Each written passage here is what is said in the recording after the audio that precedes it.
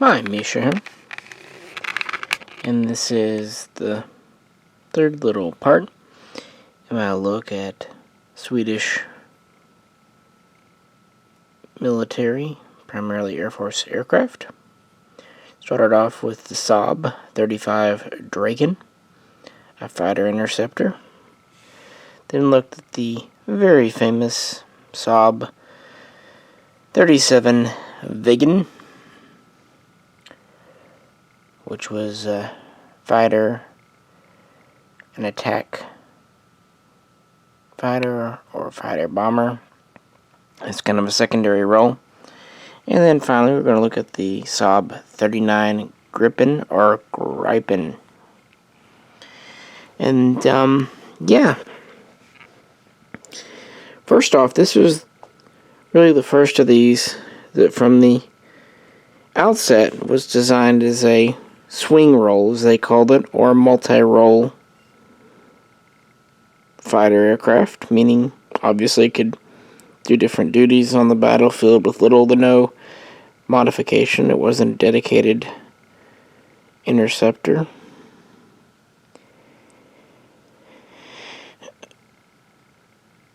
This really began all the way back in 71, 72, when some in the Swedish government were concerned that the Viggen project was too resource intensive and too expensive. They were already thinking that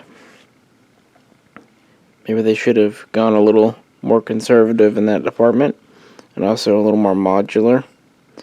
And then with the computer updates and advancements in the 1980s, a new aircraft was seen as necessary. Pretty quickly, this design here was selected from Saab, starting off as the Model 38, progressing to be the Model 39. The name Gripen for Griffin was selected mostly because it represented the Saab mascot, as it were. The plane needed to be smaller with fewer parts than the Viggen. It needed to be modular, easy to alter, maintain, and upgrade. Still needed to operate from short airfields. Needed to be Mach 2 capable. Pretty well the standard you would expect. And again, they went with a delta wing with canards design. A single engine, although it's a much smaller engine. It's a copy of a General Electric made by Volvo.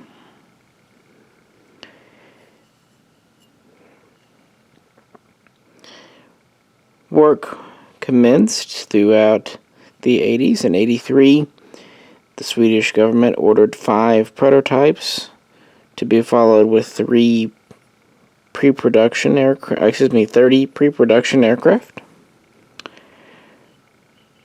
There were some delays because of computer technology. In fact, the prototype rolled out in early 1987 and was scheduled to fly later that year, but it was delayed until 1988 because software had to be written. This was a fly-by-wire plane, and they were having some issues getting the flight controls 100%. Actually ended up taking more than that. In fact, the following year, the initial prototype was lost in a crash, but luckily the pilot was safe. He ejected. And they continued to have a couple of crashes early on, but luckily no loss of life. Despite this, in 1992, the government increased their order, and the Air Force would receive its very first aircraft in 1993, and the first production models started to go. By 94, Saab made a total of 7 of the new 39 Gripen. Again, we had some delays because of computer tech, but by the end of 1996, this first Swedish Air Force batch had been delivered. It actually ultimately ordered a few different batches, with batch 3 being delivered by 2008, ordering around 200 of them. What do we have here? Well, we've got about a 46.5-foot long aircraft with about a 27-foot wingspan, so we are smaller than the previous planes. It's Mach 2 capable, so a little bit slower than the older Viggen, but it's a much smaller, more efficient engine. We don't have quite the same altitude. It gets up to about 50,000 feet. And again, that's because this wasn't a dedicated interceptor. This was meant to be just as much a fighter-bomber as a straight fighter.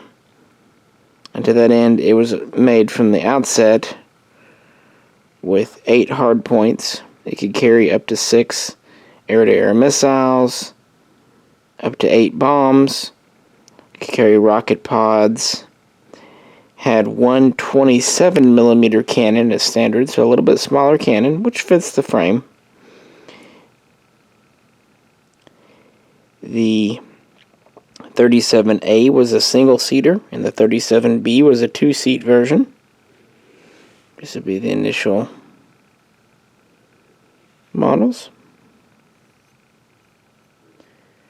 And Saab, having experienced really no success at all with exports when it came to the Viggen, was determined not to make that same mistake. So in 1995, the company partnered with BAE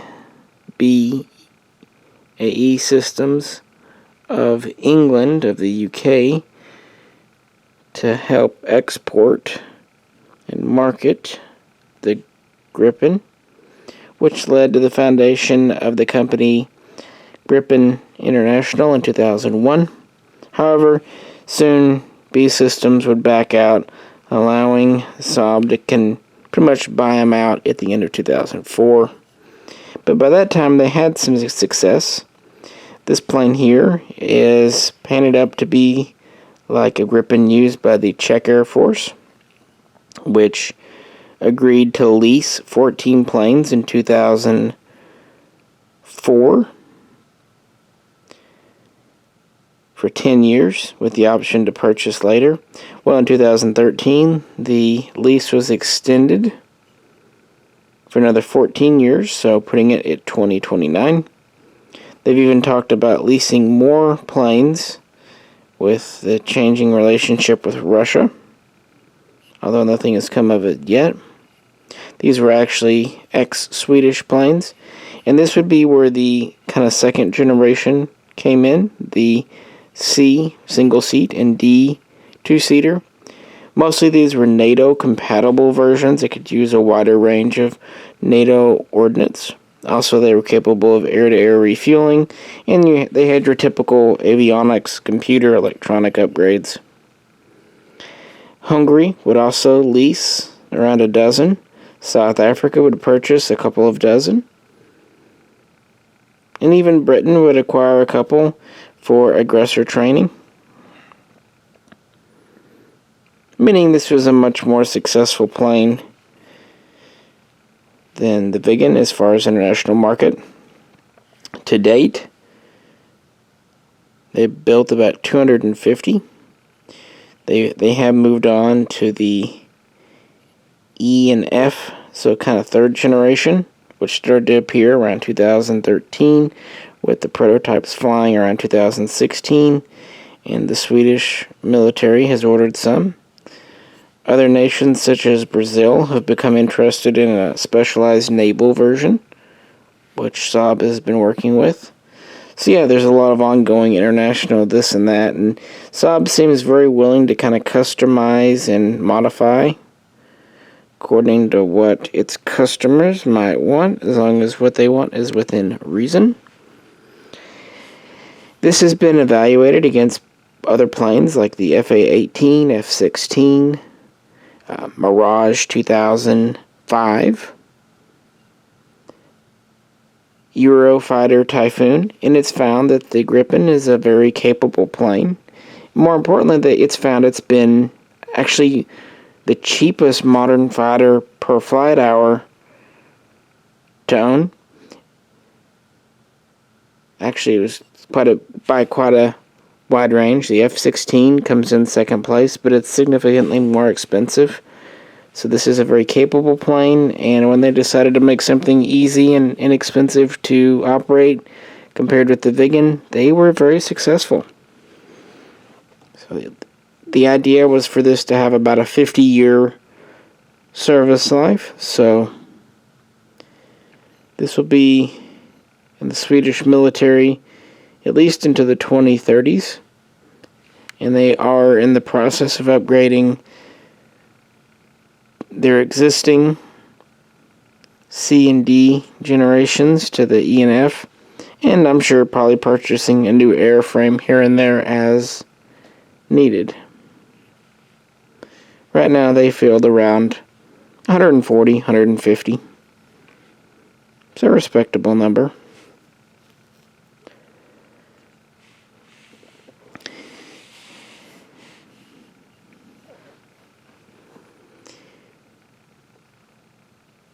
I would say this is my least favorite of the three models, but that's not to say anything bad about it at all. I think it's a very neat plane. It may be one of the neatest looking, as funny as that is, but because of its size, it is lighter, a little more delicate feeling. It is definitely more of the F-16 to the Viggen, which is more of the F-15. And the Gripen, which is kind of more of like a, I don't know, F-102 or F-106. But it's my least favorite out of three planes, which frankly are all pretty damn cool. I'm actually very thankful to the supporter who kind of taught me into doing this, because these are pretty neat planes. I was just really kind of skittish about the landing gear down. It's always bugged me. I think I'm starting to actually get over it now. I kind of have begrudgingly accepted it for a while. Now I think I'm starting to kind of get where it doesn't matter so much to me. It's still not my preference, but again, for what these cost, I will put up with it.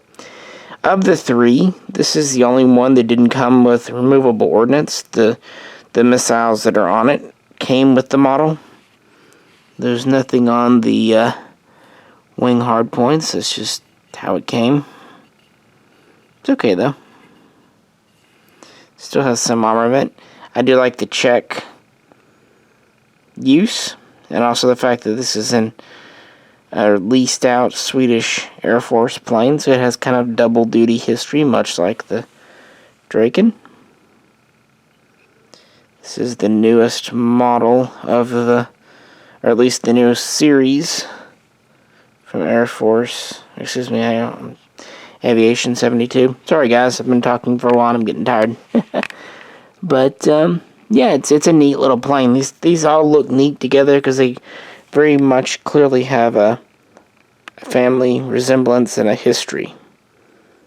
But, yeah, the modern Swedish fighter, it's kind of neat what they've done. Sweden being a relatively small nation, they haven't just gone with the F-16 or even the Eurofighter. They've gone their own way and frankly made a damn good plane, and they've done it repeatedly. The Gripen, the Viggen, and others. Well guys, I appreciate you tuning in. Any questions or comments, please do post them below. If you could, like, share, and subscribe. This is Misha, and I'll catch you very soon. next time.